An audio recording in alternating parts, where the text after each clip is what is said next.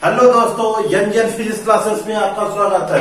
दोस्तों आज फिर हम आ गए हैं नए एनर्जी नई ऊर्जा के साथ यूपी पीजीटी टीजीटी और जीआईसी लेक्चरर में जितने भी पिछले साल पूछे गए प्रीवियस ईयर के पेपर में जितने भी क्वेश्चन पूछे गए हैं उनके टॉप 10 क्वेश्चन आपके सामने हैं। दोस्तों आज हम मोशन लॉ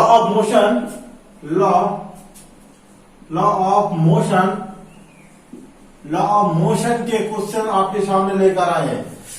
गति के नियम के जितने भी क्वेश्चन यूपी पीजीटी टीजीटी में पूछे गए हैं आज आपके सामने वही important very most important question लेकर आया हूं।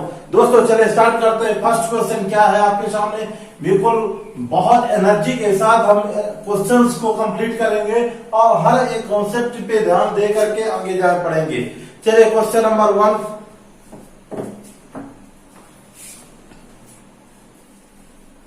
देखिए आपके सामने क्वेश्चन नंबर 1 लिखा हुआ है 2.5 किलोग्राम लोहे की गेंद का व्यास, ठीक है, व्यास ध्यान दीजिएगा, व्यास की बात कर रहा है।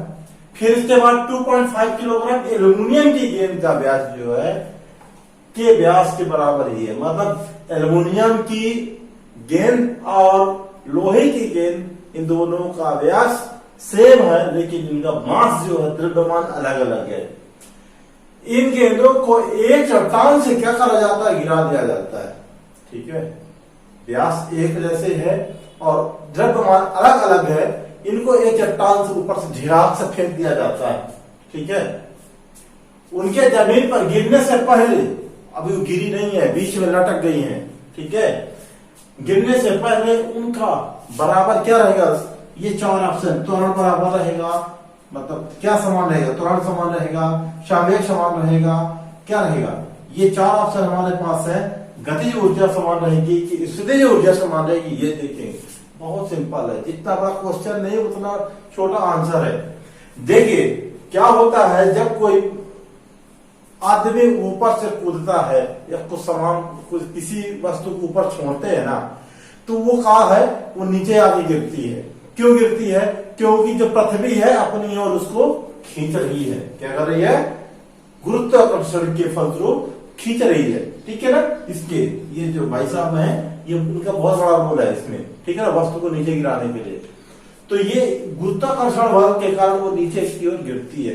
तब ये क्या रहेगा भैया, ये क्या रहेगा, ये जो त्वरण होगा, ये गुरुत्वीय त्वरण होगा, ये क्या रहेगा, नियत बना रहेगा। क्या रहेगा? नियत बना रहेगा, यानी समान बना रहेगा।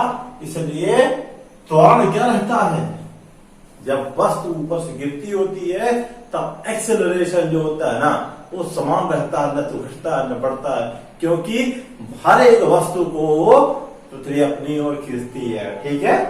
इसलिए त्वरण क्या रहेगा, समान रहेगा जब तक वस्तु पृथ्वी में ना गिर जाए। अगर वो पृथ्वी में गिर जाती है तब वो खत्म कहानी उसकी, ठीक है। तो इस प्रकार से ये बात संवेग P बराबर m भी, यहाँ पास वेग भी है, द्रव्यमान ये नहीं रहता है। गतिज ऊर्जा जो वस्तु गति करती है उसके कारण ऊर्जा उत्पन्न होती है, उसे गति कहते हैं। स्थितिज ऊर्जा समाहित रहती है किसी के ऊपर, यानी स्थिति के कारण ऊर्जा होती है, उसको स्थितिज यानी पोटेंशियल एनर्जी कहते हैं। इस प्रकार से ये क्वेश्चन आपको समझ में आ गया, यानी वस्तु ऊपर गिरती है तब त्वरण क्या रहेगा, समान रहेगा। ध्यान दीजिएगा, चाहे उसका द्रव्यमान अलग अलग हो चाहे कुछ भी हो, उससे मतलब नहीं है। चाहे वह 10 किलो का वजन का हो चाहे 15 किलो का वजन का हो, अगर वो नीचे आ रहा है तो द्रव्यमान क्या होगा, सेम रहेगा ऊपर से नीचे तक। चलिए क्वेश्चन अगला। दोस्तों क्वेश्चन नंबर 2 में क्या लिखा हुआ है, देखिए, एक समान शक्ति प्रदान करती शक्ति द्वारा एक पिंड को सरल रेखा पर चलाया जाता है। यानी कोई पिंड है उसमें जो पावर लग रहा है ना, ये समान लग रहा है, कैसे लग रहा है, और वो एक सरल रेखा में चल रही है। कैसे चल रही है? सरल रेखा में चल रही है। तो t समय में इस पिंड द्वारा चलित दूरी जो होगी ना, जो जिस समय में वो चली है, तो वो दूरी कैसी होगी उसकी, तो समानुपाती होगी। कितने समानुपाती होगी?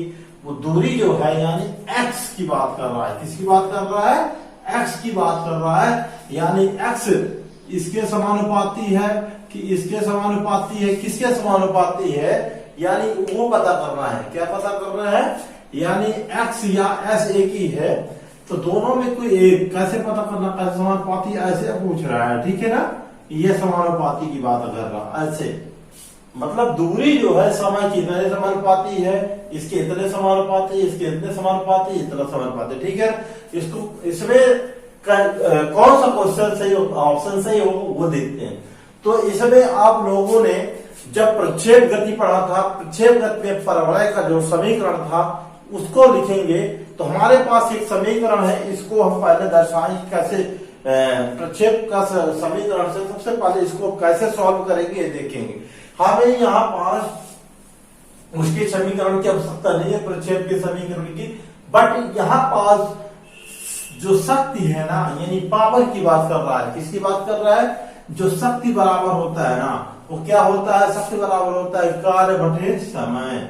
क्या होता है, कार्य बटे समय, ठीक है।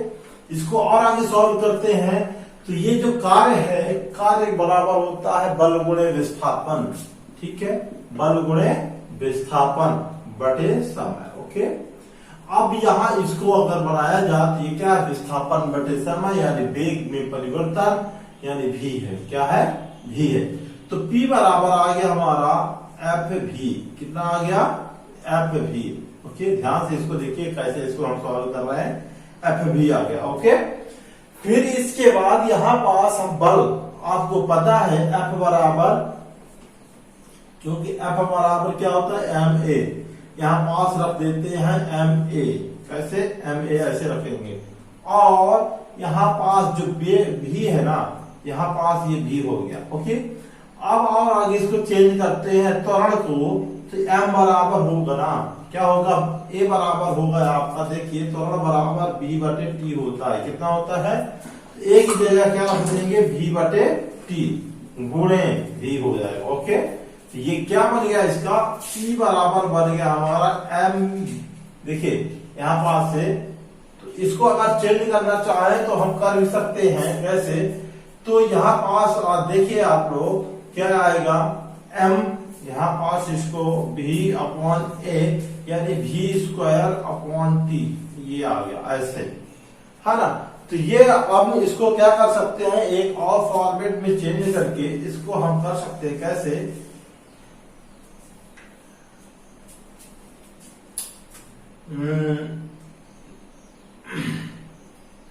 P इक्वल टू M, वेग त्वरण बराबर हो गया हमारा, यहां पास जो त्वरण बराबर है हमने रख दिया v अपॉन टी, क्या रख दिया, v अपॉन टी। तो यहां पास से हमारा चेंज हो जाएगा, कितना हो जाएगा, या तो ऐसे रख सकते हैं, एक मिनट, यहां पास हम एक और इसको हम ऐसे चेंज करके रख सकते हैं, कोई दिक्कत नहीं है, थोड़ा सा यहाँ पास ऐसे रखिए, ठीक है।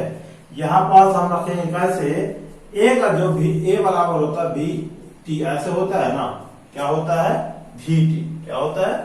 तो हम यहाँ पास क्या करेंगे, यहाँ पास ए टी यानी भी बराबर कितना आ जाएगा, यहाँ पास हमारा ए भी है ना, तो यहाँ पास क्या करेंगे हम, ए यहाँ पास भी के वैल्यू रखेंगे, यहाँ पास भी की वैल्यू रखेंगे, M A into A T आ जाएगा हमारा यम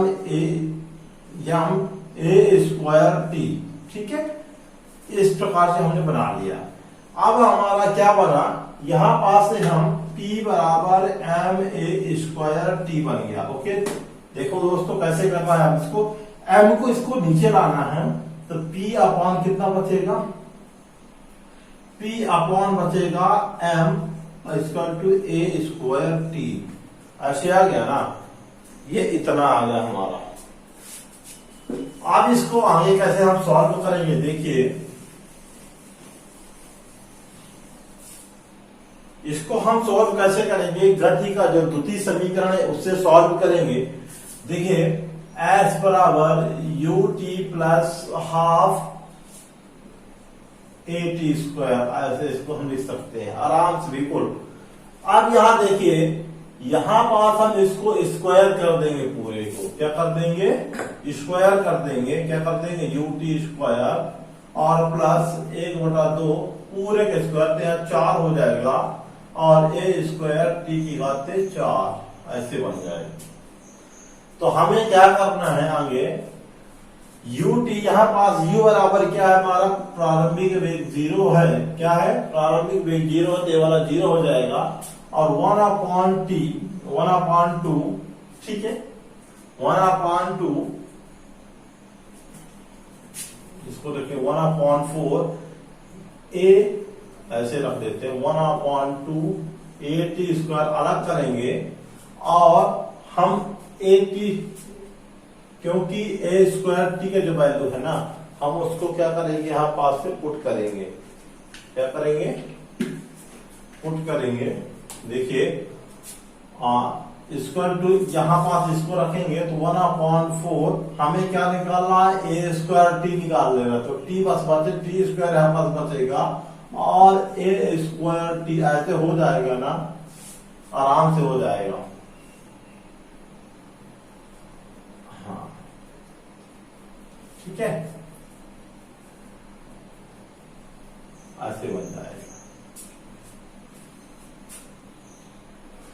या तो यहाँ पास 3 कर दो, 2 है तो 3 कर दो, यहाँ पास 1 रहने दो, क्योंकि हमें इसका मान रखना है, a स्क्वायर t का वैल्यू रखना है। क्या आएगा यहाँ पास 1/4 t की घात 3 गुणे p/m आएगा, कितना आएगा p/m आ गया।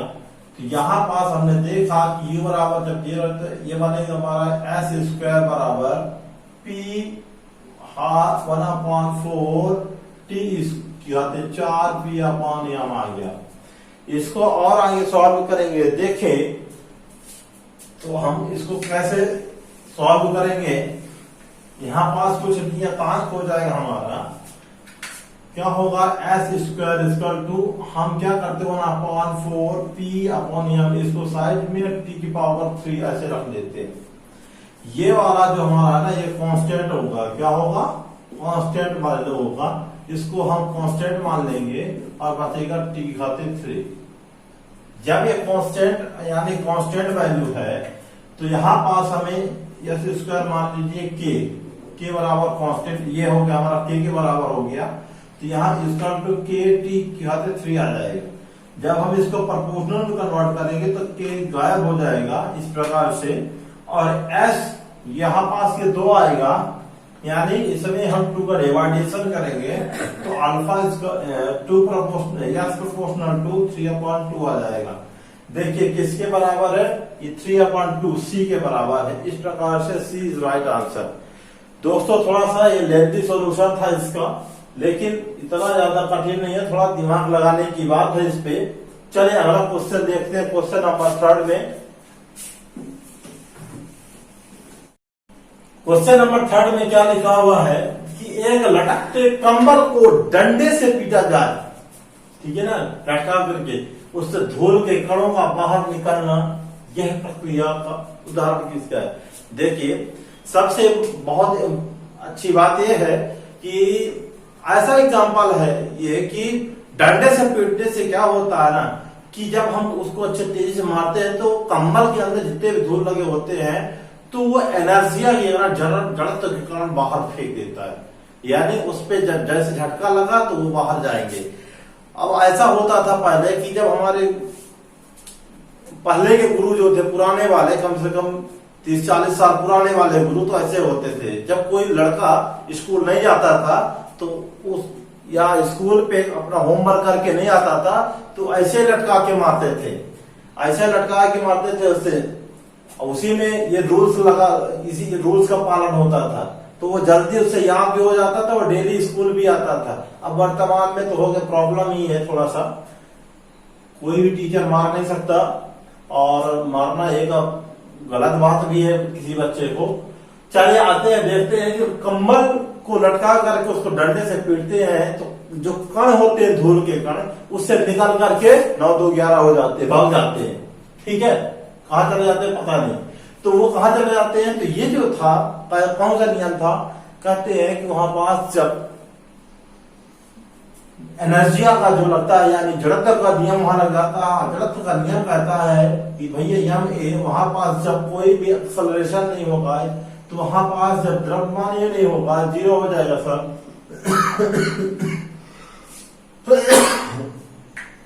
सॉरी। तो इस कारण से आते हैं कि न्यूटन की गति के प्रथम नियम का पालन होता है। क्या होता है? न्यूटन की गति का प्रथम नियम, इसी को हम जड़त्व का नियम कहते हैं। क्या कहते हैं? जड़त्व का नियम। यहाँ पास क्या होता है? बल जीरो हो जाता है, फोर्स जीरो हो जाता है। ठीक है, इस प्रकार से न्यूटन के द्वितीय नियम में, ठीक है ना, उसको अगर किसी वस्तु को एक बार मोशन करवा देते हो तो मोशन करती रहती जब तक उसको पीछे से धक्का यानी रोका ना जाए, उसको पकड़ा ना जाए। ठीक है ना, कहते हैं कि किसी भी वस्तु को यदि मोशन कंडीशन में कर देते हो, गति अवस्था में कन्वर्ट कर दे तो गति अवस्था में ही रहेगी जब तक उसके बाह्य बल ना लगाया जाए। अगर स्थिर अवस्था में स्थिर अवस्था में ही रहेगा। ठीक है, तृतीय नियम में क्या होता है? तृतीय नियम में एक थप्पड़ मारो, दूसरा भी एक थप्पड़ मारे, मतलब एक्शन टू रिप्लाई। ठीक है ना, मतलब क्रिया प्रतिक्रिया का बल यही कहलाता है तृतीय नियम। और न्यूटन की गति के गुरुत्वाकर्षण के नियम जो है वो अलग है। ठीक है ना, चले क्वेश्चन नंबर हमारे चौथे में देखते हैं क्या लिखा हुआ है।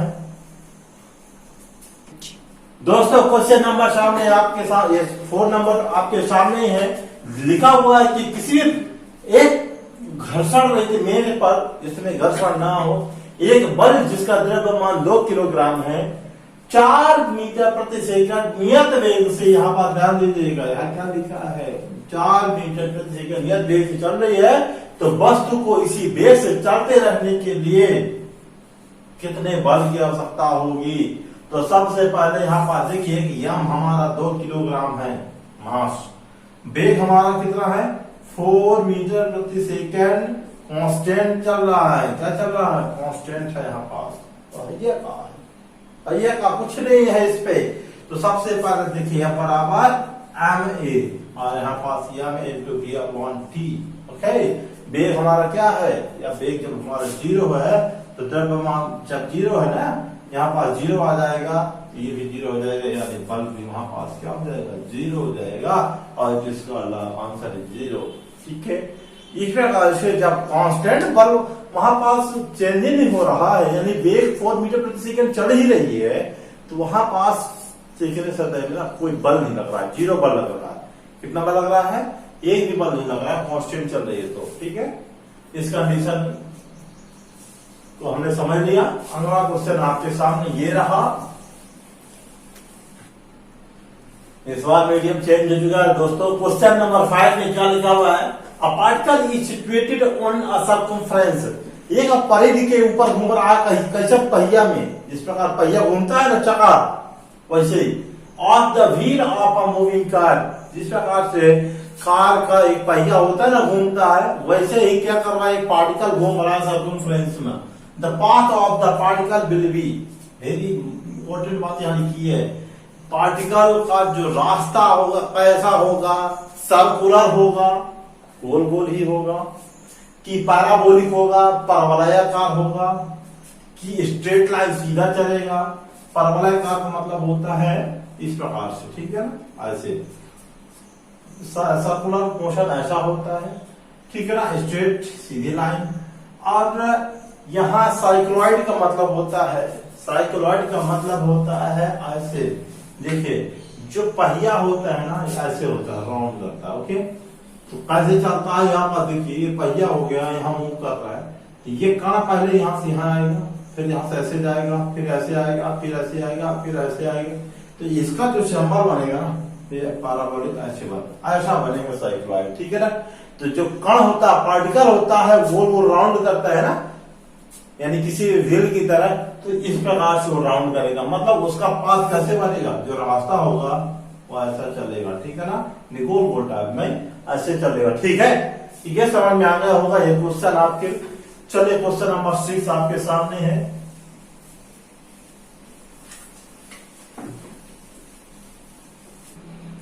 दोस्तों क्वेश्चन नंबर 6 में लिखा है कि the path of a projected body is मतलब एक प्रोजेक्टेड बॉडी का जो पाथ है वो क्या है, डिस्क्राइब बाय द इक्वेशन। वो पाथ कैसे है, ऐसे लिखा हुआ है y is equal to x minus 1/2 x square, then it's time of flight.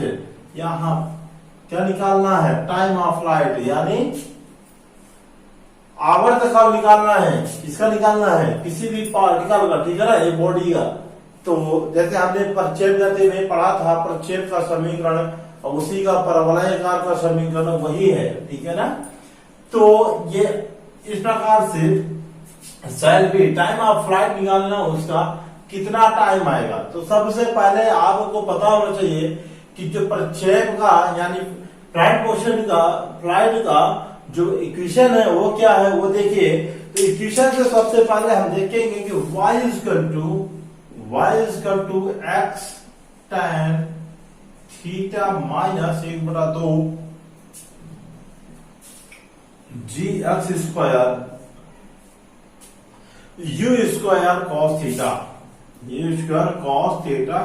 ये हमारा प्रक्षेप का समीकरण है, यानी जो हमारा flight of motion of equation, it is called y is equal to x tan theta minus 1/2 g x square upon u square cos theta square. Now the use next and this equation we are comparison now, इसके हम compare करते हैं। देखिए दोनों equation से, तो देखिए यहाँ पास 1 लिखा है, ठीक है, यहाँ पास क्या लिखा है, 1 लिखा है। इसको हम क्या कहेंगे, यहाँ पास 1 की जगह यहाँ पास आप देखिए कि यहाँ x है, यहाँ भी x है, तो कंपेयर करेंगे तो यहाँ से कट जाएगा, ये tan थीटा है और यह, तो यहाँ पास देखिए tan थीटा का जो वैल्यू है वो कितना आ रहा है, 1, यानी 45 डिग्री। कितना आ रहा है, यानी theta is equal to 45 degree, क्योंकि यहाँ पास tan 45 का मान होता है, कितना होता है, 1, ठीक है। इसलिए tan थीटा वैल्यू हो गया इतना। अब 1/2 तो ये आउट हो जाएंगे, यहाँ पास x से x हट जाएगा, यानी हमारे पास क्या बचेगा, g upon u square cos theta equal to 1, ठीक है। तो ये क्या बन जाएगा, g इक्वल टू कितना हो जाएगा भाई, g equal to u square cos theta. और आपको पता है सॉरी, यहाँ पास एक समीकरण है जो हमारे, इसमें कितना होगा, 2 होगा, तो u स्क्वायर थीटा आता है, यहाँ पास स्क्वायर हो जाएगा, यहाँ भी स्क्वायर। तो यहाँ पास g equal to u square cos square theta, इसको हम ऊपर से मिटा देते हैं और डिटेल से इसको सॉल्व करते हैं, देखते हैं कितना टाइम ऑफ फ्लाइट आता है, ठीक है।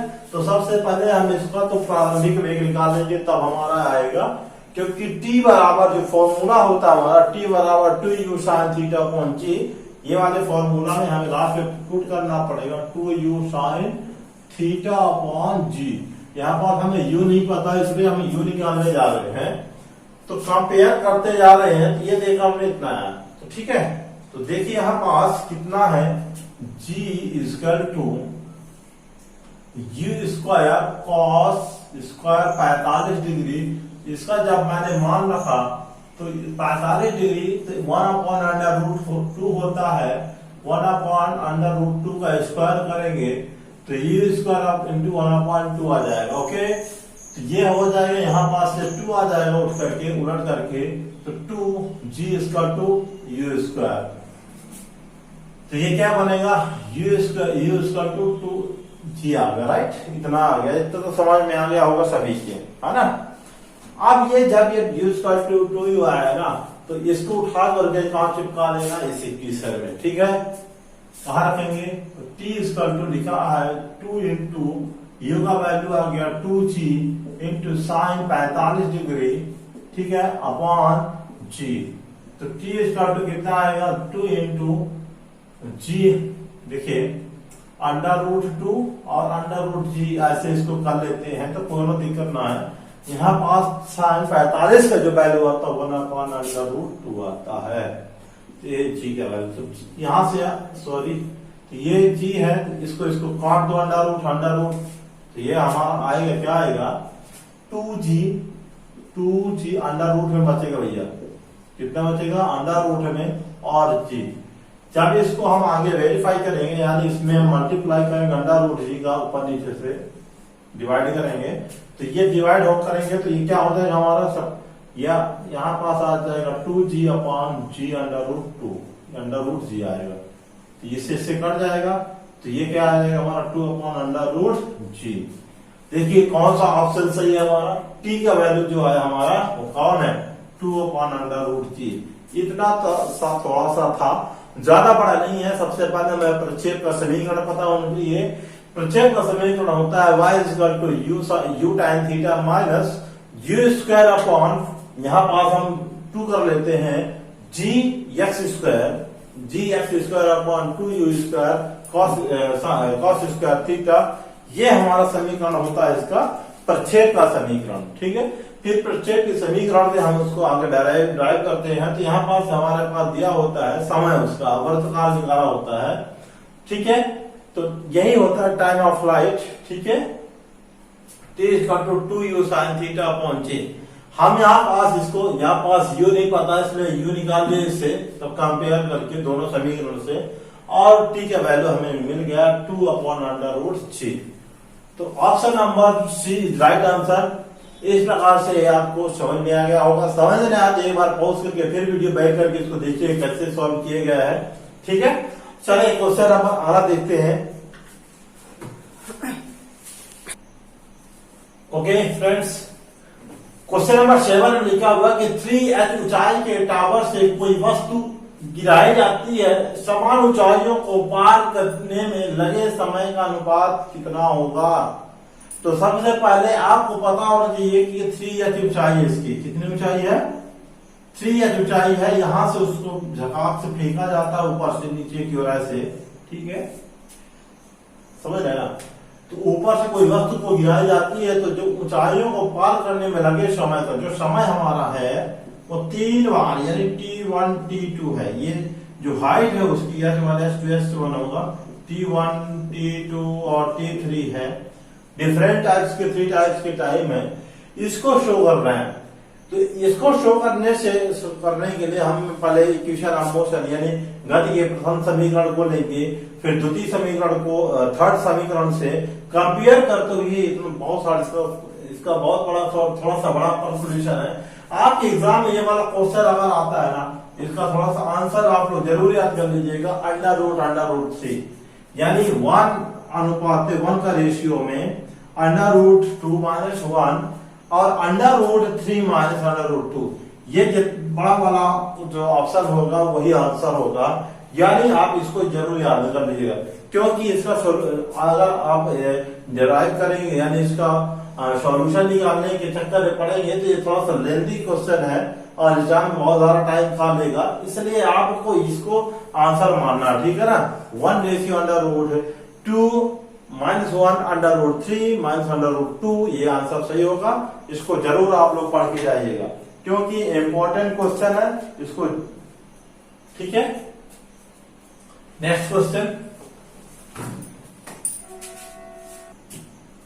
नेक्स्ट क्वेश्चन नंबर 8 में लिखा है एक जिसकी गति ऊर्जा E है, काइनेटिक एनर्जी गिवन है ऑलरेडी E, जिसकी 36 से 45 को एंगल कोण बनाते हुए ऊपर फेंका जाता है। कैसे फेंका जाता है, ऐसे देखिए, ये है x डायरेक्शन और ये है y डायरेक्शन। इसको 45 एंगल बनाते हुए क्या करना, ऊपर फेंकना, ठीक है। इसकी अपनी उड़ान के दौरान अधिकतम ऊंचाई पर गति ऊर्जा कितनी होगी। अधिकतम ऊंचाई कैसे, ऐसे जा रही थी ऐसे, यहाँ पास और आगे बढ़ाते हैं, ये अधिकतम ऊंचाई ये होगी। तो अधिकतम ऊंचाई में यहाँ पास अगर देखा जाए तो ये वाली हमारी ये होगी y एक्स पे, ये वाली निगेटिव वाली, तो x y बराबर तो हमारा क्या 0 यहाँ पास ऊपर जा रही है, ये x यानी v यहाँ पास v y बोलेंगे इसको क्योंकि वेग है, ठीक है ना, चल रहा है एनर्जी वेग के और चल रहा है। तो v x स्क्वायर होगा v cos थीटा, यहाँ पास भी हो जाएगा, नीचे की ओर हो जाएगा v y cos v y square to v sin थीटा के दो कंपोनेंट होते हैं इसमें, v x square to v cos थीटा यहाँ पर 36 के लिए होता है, और vy क्या होता है साइन, vy इसका होगा v साइन थीटा।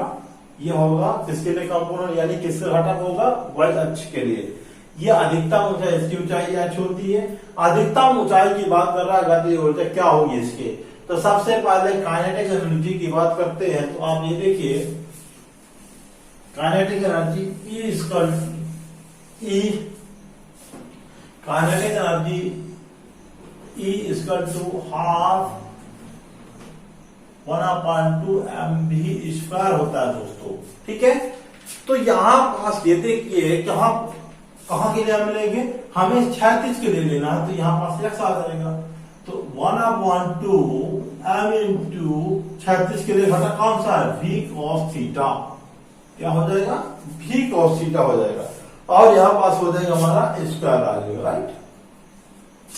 अब हमारा यहां देखिए 1/2 m into v square cos square 45 degree, क्योंकि यहां पास 45 डिग्री का कोण बनाते हुए जा रहा है, ठीक है। ये समझ में आ रहा है कि ये बन जाएगा हमारा cos 45 का जो वैल्यू होता है वो कितना होता है, 1/√2। कितना होता है, 1/√2 का होल स्क्वायर कर दोगे तो बन जाएगा 1/2 यम, ये 2 कितना हो जाएगा 1/4, और यम कितना बन जाएगा, ठीक है। और यहां पास एक बात और है, अगर हम ऐसे इसको करें, एक मिनट,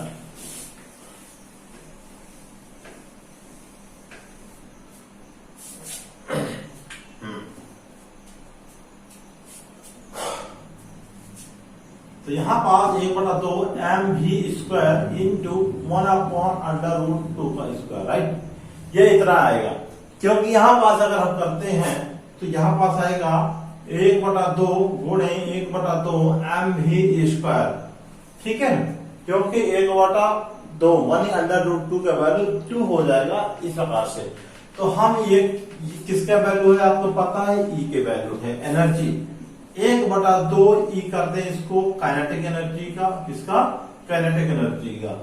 यही ऑप्शन में लिखा हुआ है, इसको हम कैसे लिख सकते हैं, E/2 आधा है, काइनेटिक एनर्जी के आधी हो जाती है। यहाँ अधिकतम ऊंचाई पर, जो अधिकतम ऊंचाई मैंने बताया था, वहां पास कितनी हो जाती है, काइनेटिक एनर्जी आधी एनर्जी हो जाती है, यानी E/2 हो जाता है, ठीक है। तो ये ऑप्शन नंबर हमारा कौन सा सही होगा, option number B is right answer. इस प्रकार से इसको आप लोग सही कर सकते हैं, आराम से इसको सॉल्व कर सकते हैं, वेरी सिंपल क्वेश्चन है। नेक्स्ट क्वेश्चन आपके सामने दोस्तों, क्वेश्चन नंबर 9 में लिखा है h ऊंचाई का एक चट्टान या h ऊंचाई के एक मतलब जो चट्टान है उसकी ऊंचाई कितनी है, h है। h ऊंचाई से के चट्टान से एक कण को क्षैतिज में, इसमें एक कण को क्षैतिज दिशा में √2gh वेग से फेंका जाता है, तो प्रक्षेपण के समय उसके पथ के वक्रता त्रिज्या का मान कितना होगा। प्रक्षेपण के ऐसे वक्रता त्रिज्या, मान लीजिए ये क्या है, ऊंचाई है उसकी, पत्थर है, उसकी जब ऊंचाई कितनी h है, ठीक है। यहाँ से अब यहाँ पास वो पत्थर है, यहाँ मतलब यहाँ से ऐसे फेंका जाता है उसको, ठीक है ना, एक कण को, तो इसका जो वेग है ना √2gh है, ओके। नीचे तक आने में, नीचे तक आया तो उसका जो वेग है √2gh है। तो ये जो वक्रता त्रिज्या है ये वाली, ठीक है ना, यानी जो ये वक्रता त्रिज्या है उसकी r जो होती है, वक्रता त्रिज्या यानी r की बात कर रहे हैं, तो वक्रता त्रिज्या में r की बात कर रहे हैं, तो क्या होगा उसका वैल्यू। तो इसके वैल्यू को फाइंड करने के लिए आपको प्रोजेक्टाइल मोशन का v = √2gr ये पता होना चाहिए, वेग, प्रक्षेपण वेग का, ठीक है। तो यहां पास इस वेग का वैल्यू पुट कर देते हैं, तो √2gh √2gr, अंडर हट जाएगा, तो 2gh 2gr, ये कटा, कितना आ गया, r के बराबर। तो ये r क्या है, वक्रता त्रिज्या है, किसके बराबर है, h के बराबर है, ठीक है। तो इस प्रकार से हम इसका वैल्यू पुट करके यानी इसकी वैल्यू v की वैल्यू पुट करके हम क्या कर लिए, वक्रता त्रिज्या का वैल्यू निकाल लिए, यानी h के बराबर हो गया। ठीक है ना। तो ये इस प्रकार से option number B is right answer. Next question आपके सामने। ओके, दिया है 20 मीटर प्रति सेकंड प्रारंभिक वेग से ऊपर फेंकी गई गेंद की प्रथम सेकंड में औसत गति कितनी होगी, एवरेज वेलोसिटी कितनी है ये देखना है। तो टाइम फर्स्ट सेकंड में, कितने सेकंड में भैया दिया है, 1 सेकंड में, पहले सेकंड में दिया। तो सबसे पहले आपको पता है जब ऊपर फेंका जाता है तो गुरुत्वाकर्षण वेग मतलब गुरुत्वाकर्षण यानी v equal to u minus gt। यहाँ पास क्या लग रहा है, गुरुत्वाकर्षण लग रहा है। कौन सा त्वरण लग रहा है, जब ऊपर जा रही होती वस्तु वहां गुरुत्वाकर्षण लगने लगता है। तो भी यहाँ पास लिखा है कि हमारे पास प्रारंभिक वेग कितना लिखा हुआ है, u बराबर 20 मीटर प्रति सेकंड। तो यहाँ 20 लिख देंगे। g अमान जो है वो कितना होता है 9.8 या 10 यूज कर लो, इतना यूज कर लो 9.8 इंटू 1 सेकेंड में। तो 20 में से 9.8 को माइनस करोगे तो 10.2 आएगा, ये आएगा। तो v इक्वल टू आएगा 10.2 मीटर प्रति सेकंड वेलोसिटी आएगी। B is right answer. इस प्रकार से हमने आज केवल 10 क्वेश्चन कंप्लीट किया। मैं डेली आप लोगों के सामने 10 क्वेश्चन लेकर आता हूं, जिससे जो ये बहुत इंपॉर्टेंट टीजीटी, पीजीटी और जीआईसी लेक्चरर प्रवक्ता के लिए है, उनके सॉल्व पेपर है, सॉल्व क्वेश्चन आपके सामने है। यदि आप इन क्वेश्चंस को कंटिन्यू मेरे चैप्टर के अकॉर्डिंग देखते जाते हैं तो मैं आशा दिलाता हूं कि आपका एग्जाम बहुत अच्छा जाएगा। दोस्तों आज के लिए इतना ही। जय हिंद।